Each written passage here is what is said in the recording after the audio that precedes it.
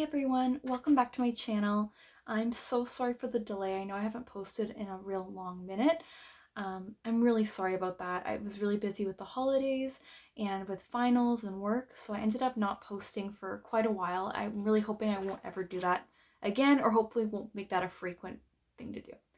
I actually ended up filming a vlog last month and I was ready to post it, but I just felt like it wasn't interesting enough to post. So I did have a video prepared for all of you in advance, but it just didn't feel right to post it if I didn't feel like proud of it. So today I thought I was actually going to talk about a true crime story that I'm really interested in. I actually waited until I got my Bailey Sarian merch in the mail because she's a true crime makeup guru. Look at that. Murder, mystery, and makeup. So I waited until I got that. Anybody that knows me knows that I'm actually a really big true crime lover. I really love mystery and just finding out how people think and why they do what they do. Although it's really hard to deconstruct and it takes years of research. But it's just really interesting. I find it very interesting understanding people and breaking down their psychopathy. And yeah, I just really love true crime. I listen to a lot of true crime storytellers online, and I read a lot of books. And I also just listen to a lot of podcasts right before I go to bed because I'm a psycho and I love hearing about true crime apparently. Thought I would bring that love to my channel. Um, I was hoping that I could actually introduce some stories that you guys haven't heard of before or that aren't very popular. Because I find a lot of the YouTubers that I watch that I adore, they touch on a lot of stories that I've already heard of before, and they're usually retelling the same ones, which I also really enjoy. But I'd like to introduce some new stories that you guys haven't heard of, maybe some that were based in Canada, because I feel like a lot of Canada crimes go underreported in the news outlets. I find a lot of the stuff we hear about is usually in the States. This isn't very surprising because the States scares me. Please don't take offense, anybody who's watching this from the States. No shade to you. I'm just watching aghast at what's going on in the States right now. It's currently January 10th and it's the beginning of 2021 and I'm already scared. We're going to be talking about two sisters, Lea and Christine Papin. They were two French sisters out of three. So there was Amelia, who was the oldest, Christine, who was the middle child, and Lea, who was the youngest. They were born by Gustave Papin and Clemence Dare.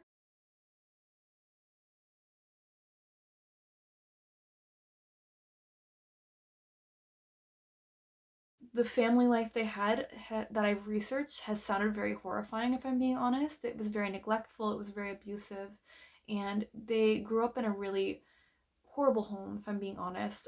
It sounds like there was allegations of sexual misconduct, which I imagine, from what I'm hearing, probably. I don't think it's alleged. But yeah, so the sisters grew up in a really, really neglectful home situation, a very negative environment, and their mother was dealing with depression, and their father was dealing with a addictions issue to alcohol. So Clemence was known to be very neglectful and uninvolved when it came to her husband and her daughters. So the oldest, Amelia, was born in 1902. She was born unexpectedly between the arrangement of Gustave and Clemence. At the time, there's rumors that Clemence was actually involved with her employer at the time and was having a romantic affair with him. And when she fell pregnant with Amelia, Gustave and her married as a result because that was customary to do.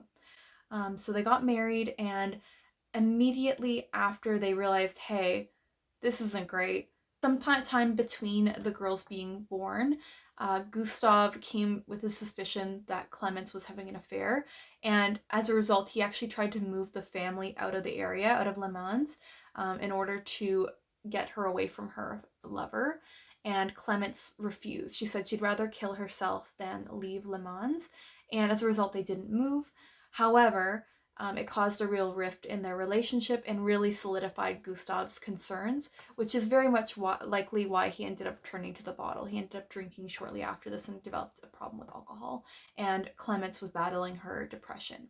So they had a real toxic relationship that the girls unfortunately had to be present for. The birth of Christine in 1905 only brought unpleasantness, as Gustave and Clemence recognized that they didn't have the adequate resources or capabilities to care for this child. So they ended up sending Christine off to her aunt to live with her. for several years. She ended up living with her aunt until she was 7, and then she was sent off to an orphanage. Surprisingly, although Christine was the middle child, she was actually the first to be sent away. It was when Amelia reached 10 years old that she was sent away to the same orphanage and was reunited with her sister Christine. It has been alleged that Amelia was sexually abused by her father, which is why she was sent away, which I don't think is far off to believe. Clemence was recorded as being jealous of the attention that Gustave gave to the children. Yuck.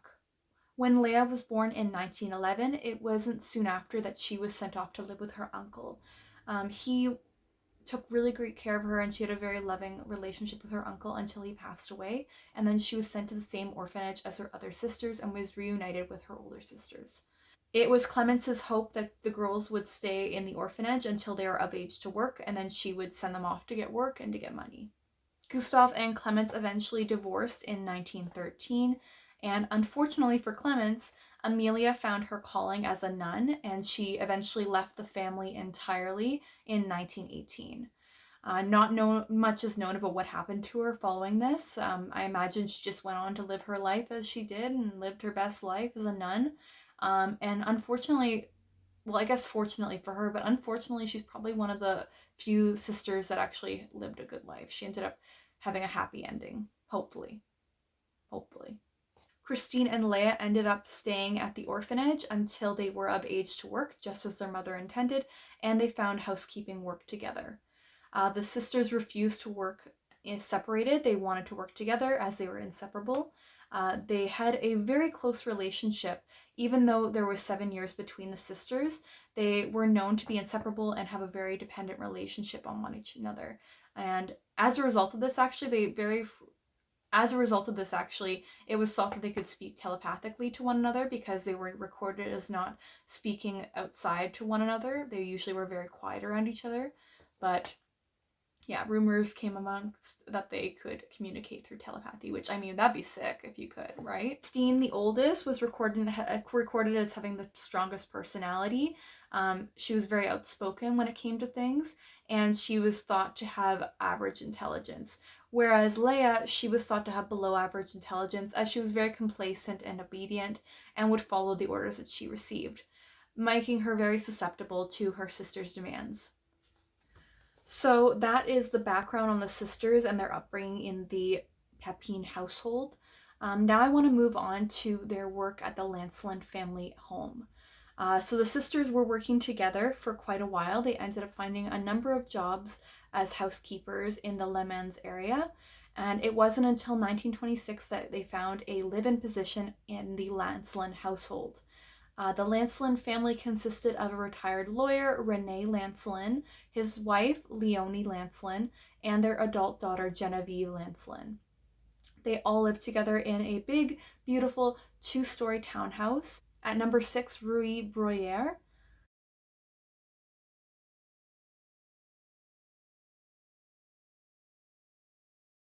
Christine served as the family cook, and Lea was the housekeeper. By all accounts, the sisters were very good housekeepers. They were known to work very diligently, worked really long hours, and always tried to accommodate the demands of the household.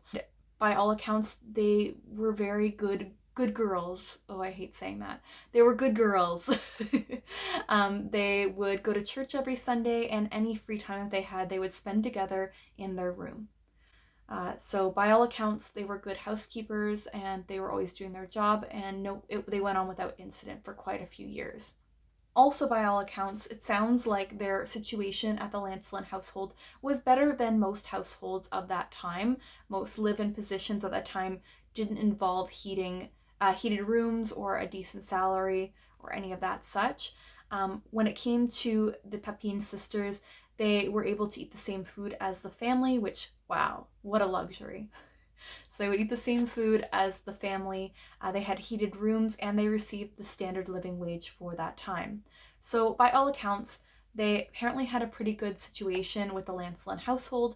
It was pretty good, and actually, a lot of the Le Mans homeowners in the area were very jealous of the Lancelin family for having such obedient and due diligent housekeepers. So, By all accounts, it was the best of both worlds for the Papin sisters and the Lancelin family. They both had a good situation. However, it has been reported that Miss Lancelin, Leonie, she was known as being hard on the women. She was always critical of Christine's cooking, and she was always doing a white glove test, which involved her putting on a pair of white gloves and then walking around the home and checking the surfaces for things to see if there was any dust or dirt.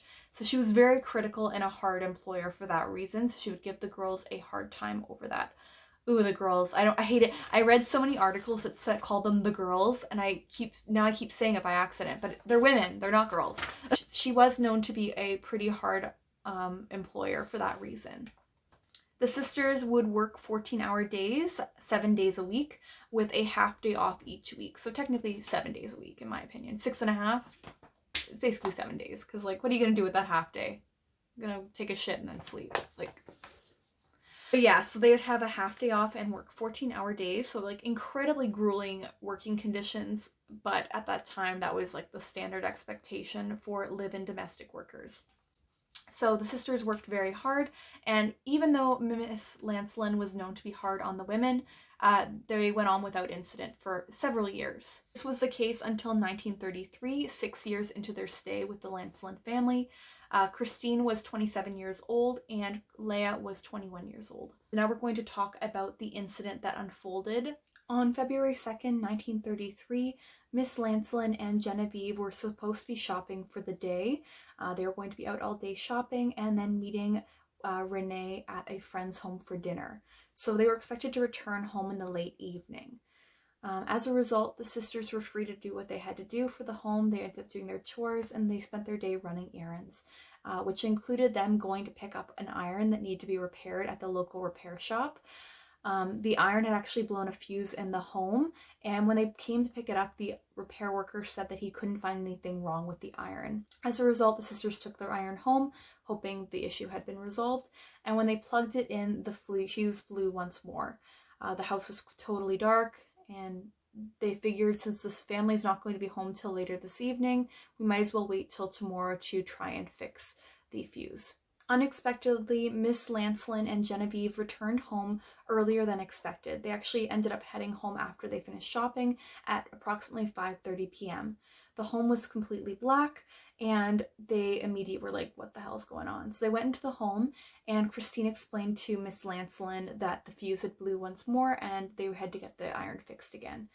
And from what Christine recounts, Lancelin flew into a violent rage. She ended up freaking out on Christine, and even though this had happened many times before, this time Christine snapped. What Christine recounts, she remembers just snapping, and she ended up lunging towards the first floor landing at Genevieve, and she actually plucked her eyes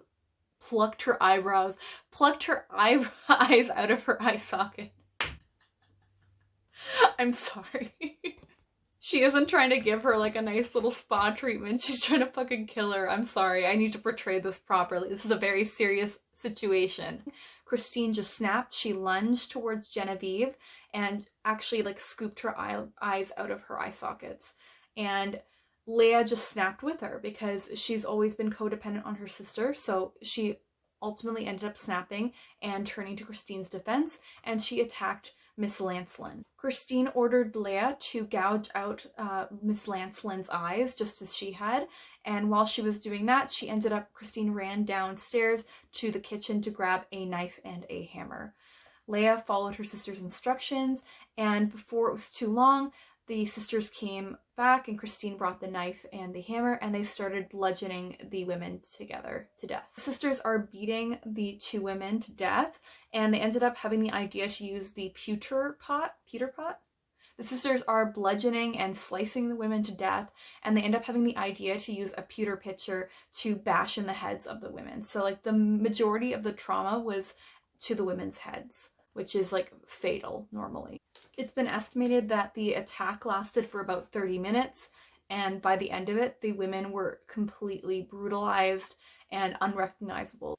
So Rene grew worried when his wife and his daughter didn't show up for the dinner, and he grew a bit suspicious of what had happened to them. So he left the dinner and he arrived home between 6:30 and 7 with his son-in-law, and he recognized that the house was completely dark. There was no lights except for a candlelight in the upstairs room where the sisters would sleep. And when Rene tried to get in the home, all the doors were locked and nobody was answering his calls. So he ended up going to the police to get their help.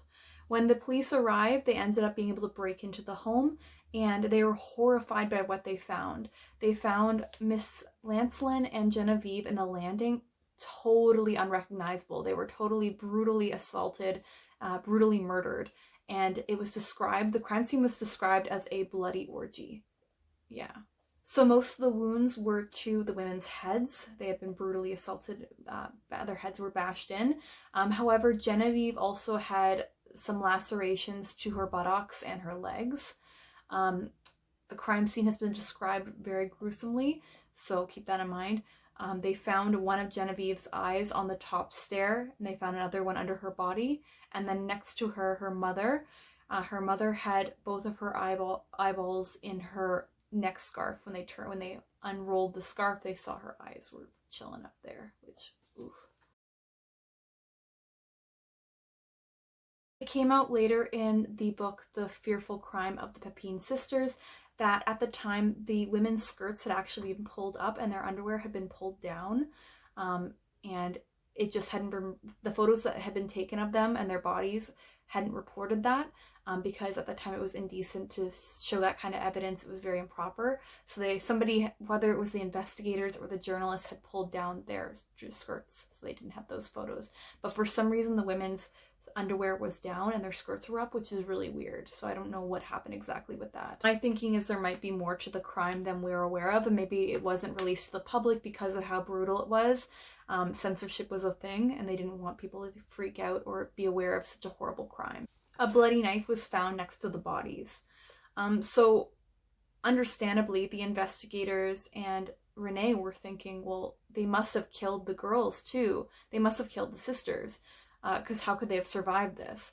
So when they made their way up to the bedroom where the sisters were, they were not hopeful. They thought they were dead. But when they went to go up to the door, it was locked. So they ended up having to break into the room, and they found the sisters in bed together in robes, holding each other. It's been reported by a lot of articles that the sisters were in bed naked together. However, from the most reliable sources I've read, they weren't naked, they were in robes, they were clothed. The media was trying to kind of sensationalize the story more than it already had, but it's already like a completely horrifying story, so I'm gonna tell the facts. From what I read, they were in robes together holding each other. A hammer with hair attached to it was found next to their bed. It was bloody. The sisters immediately confessed to the crimes. From what I've read, that they didn't really show much remorse. They just recognized that they were going to get found out. How could they deny that they weren't the ones who had perpetrated it when they were home all day? And how could they deny it, right? So they ended up confessing to the crimes, and they immediately were put in prison.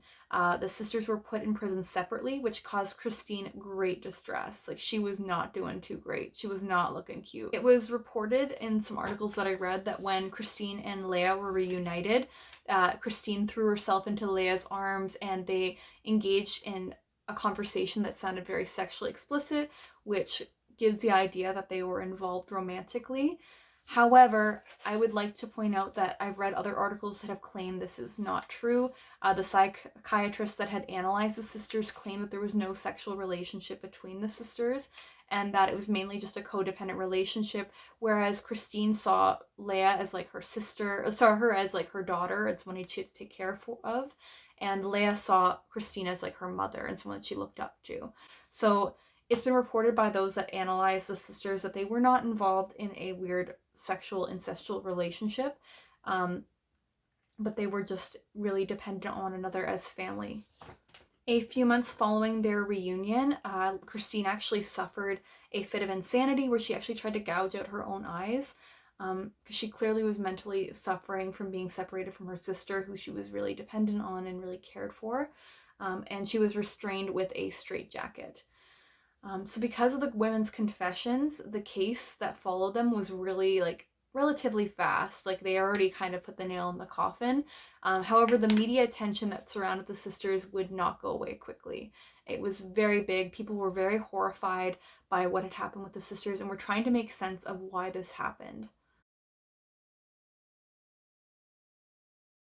In September 1933, it was concluded that Christine was the mastermind behind the whole situation, behind the crime, and it was due to a petty feud between her and Miss Lancelin. It's been claimed that Lea was merely just an accomplice in the situation. She was completely consumed by her sister, and her own personality was lost in that of her sister's. So she had no other choice but to follow what her sister was saying, what she ordered, and knew no better. So as a result, Lea actually got quite a lighter sentence compared to her sister. Christine was sentenced to death, which was later commuted to a lifetime in prison. And Lea was actually given 10 years in prison, in separate facilities, of course. They ended up going to prison for many years.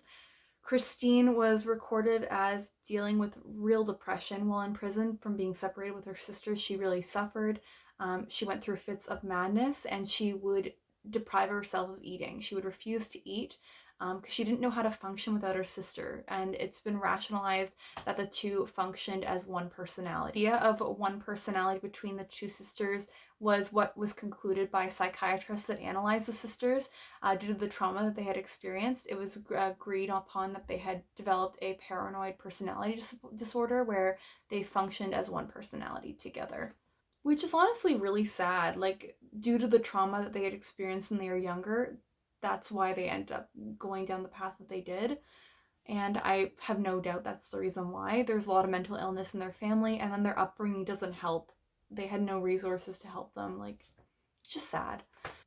So eventually, in May of 1937, due to Christine's poor health and her separation from her sister, she ended up starving to death, actually, in prison, and she died, unfortunately.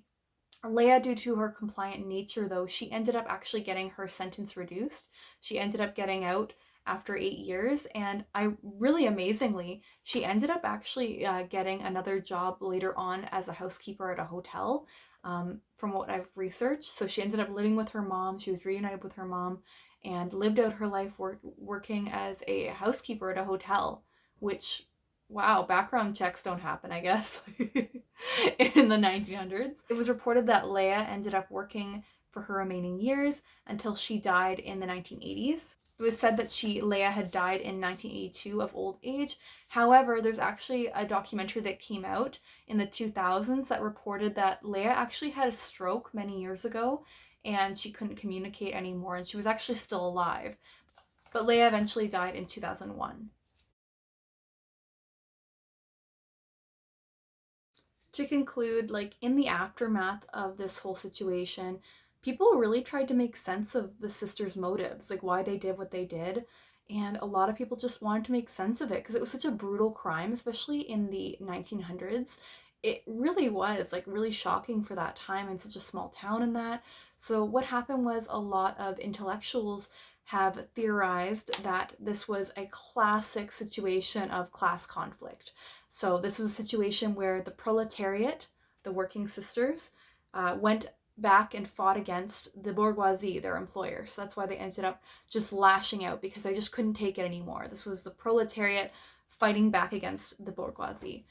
Um, which, sure, I feel like it's more, in my understanding of the situation, I think it was more motivated by just like mental health, if I'm being honest. It was just mental health.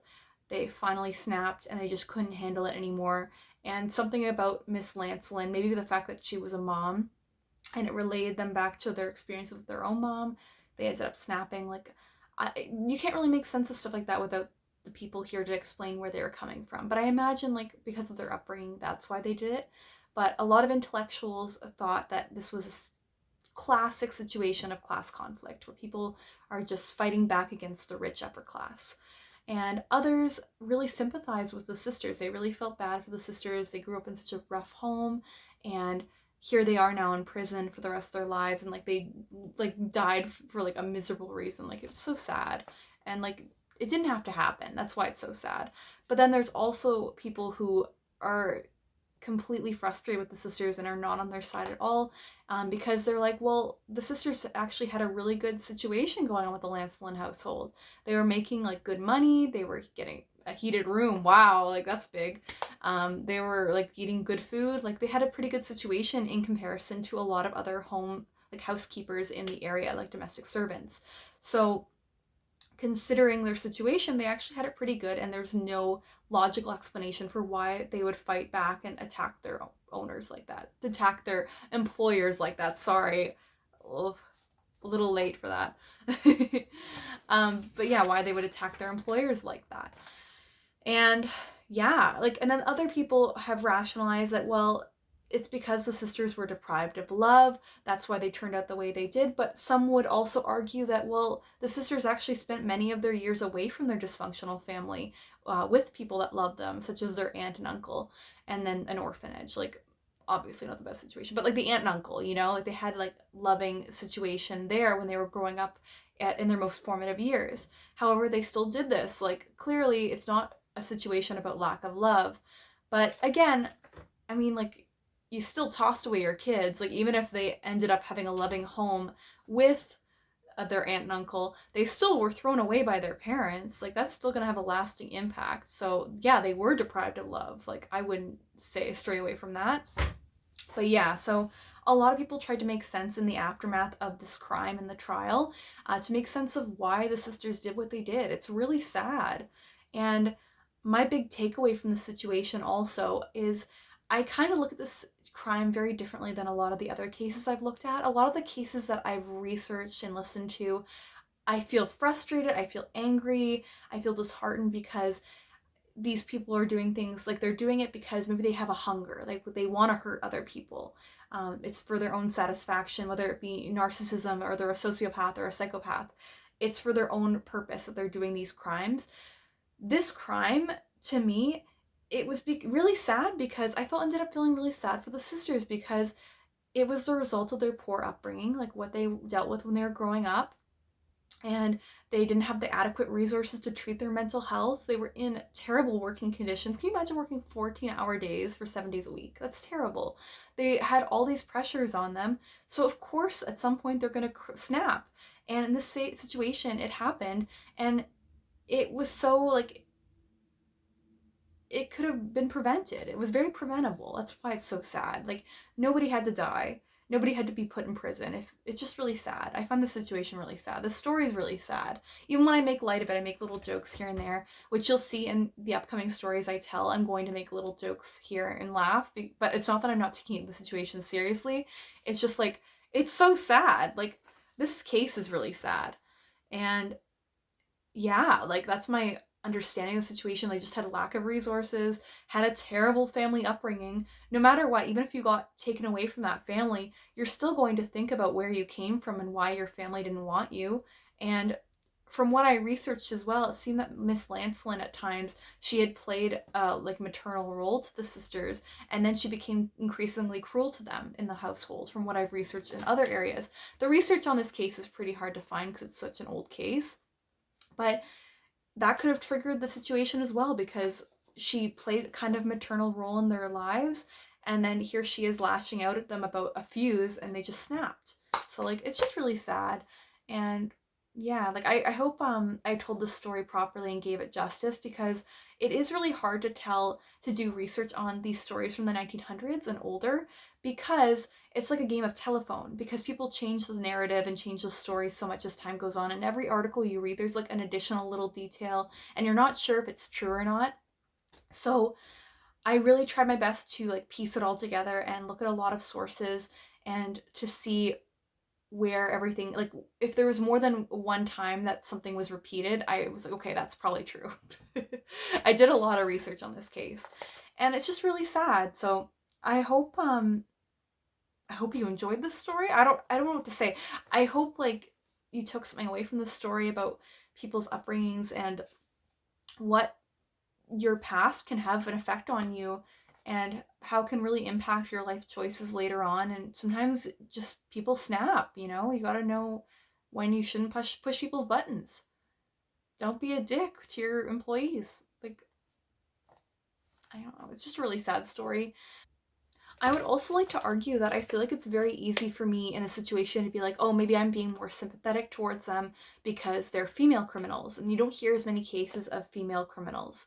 But I don't know if that's true, because I've heard a lot of cases where there's women involved and they've committed atrocious acts. Like, black widows are a real thing. Like, people will kill their children and their families to get like profit and stuff like that. Like, it's very interesting and very horrifying.